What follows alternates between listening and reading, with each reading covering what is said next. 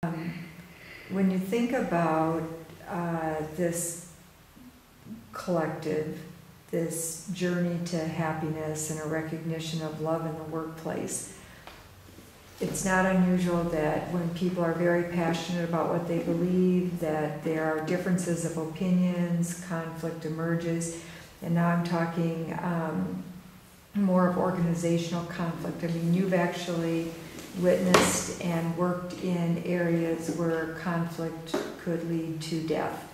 In the workplace, like in a refugee camp or in a refugee situation. In the workplace, on a different scale, but it can still wound the human spirit. What role does reconciliation and forgiveness have in the management of conflict and problem solving? So if we can get, I'll just let you talk to that a bit. Okay. Human beings, I think, have two major fears. One of the fears is what to do with the mistakes of the past, and another fear is about the future. So the unpredictability of the future, how we can guarantee that things in the future are going to go okay, and how we can guarantee that things of the past, the mistakes of the past, are not going to determine relationships and functionality in organizations forever. There are two human answers for that, and two organizational answers for that. To deal with the wounds of the past and the determination of the past, we have forgiveness. This is what says Hannah Arendt.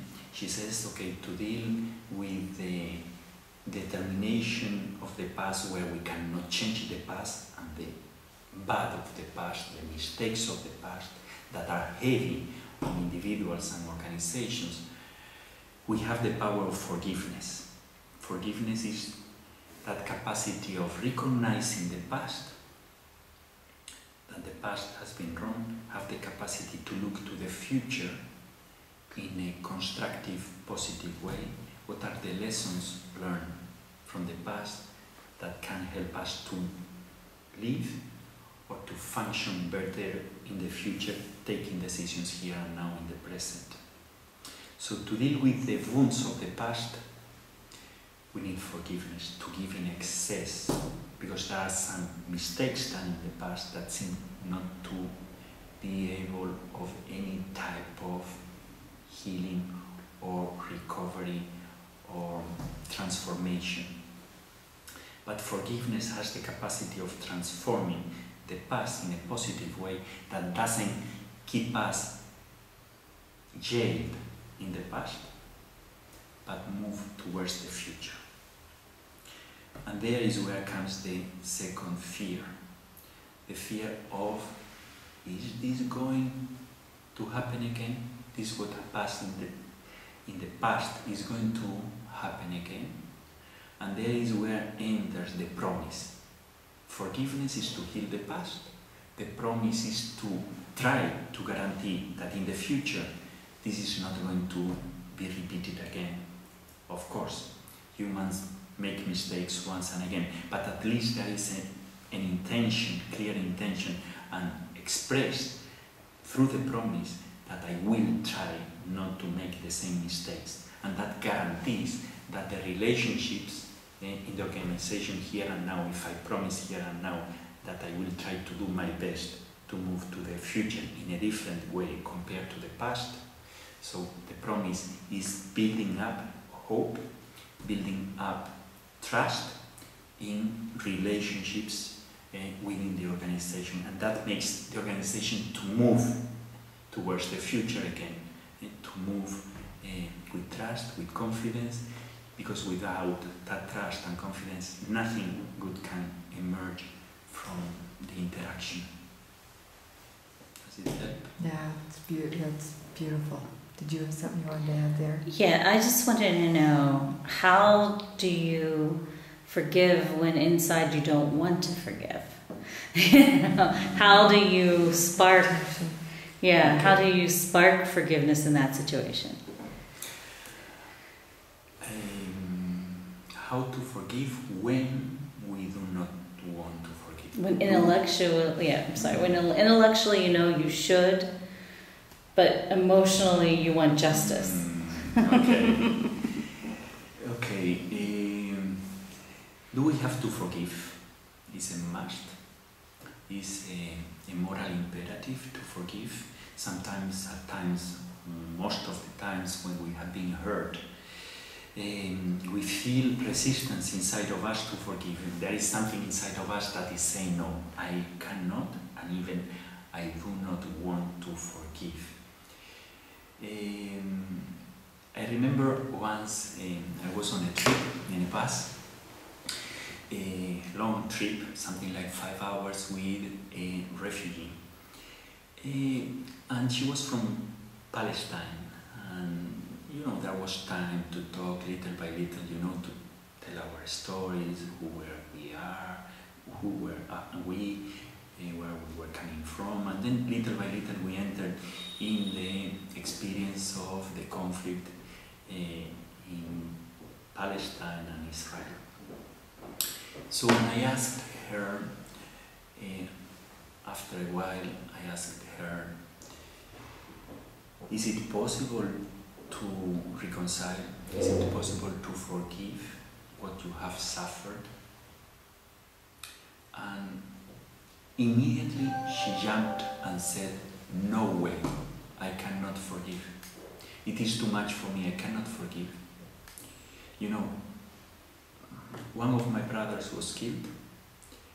The other brothers have wounds of bullets in their legs.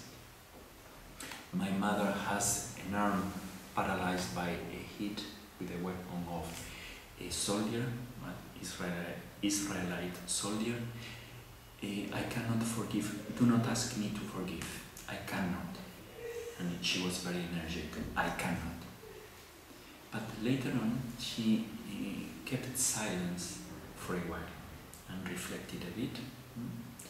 And then she said, okay, I cannot forgive, but I'm going to do something. What I'm going to do is I will try not to pass the hatred that I feel to my children. Because although I cannot forgive now, maybe they can forgive one day if I do not pass on to them the hatred. I think this woman was very wise. Was she forgiving already? I think forgiveness is a process. That was a wonderful first step, magnificent step. She was already in the process of forgiveness, a process that sometimes takes generations. It's not a question of one generation, at times it's 2 or 3 generations. To forgive the unforgivable, those radical experience of violence. So, and what is really beautiful there is that forgiveness is a relational thing in process. So it is the next generation, the love to the children, her children, what is moving her to make the impossible possible, to forgive the unforgivable, start forgiving the unforgivable, because the love for their children, for her children, is so powerful that makes possible the impossible, at least the first step. And we have to look at forgiveness in that perspective, okay? The perspective of process and years. My father lived the war in Spain, and he was on the side, military man, on the side of Franco's regime, the dictatorship. Still, 60 years later, I cannot talk to him about this. I love him, he loves me, but this, still we cannot talk about this. It takes time.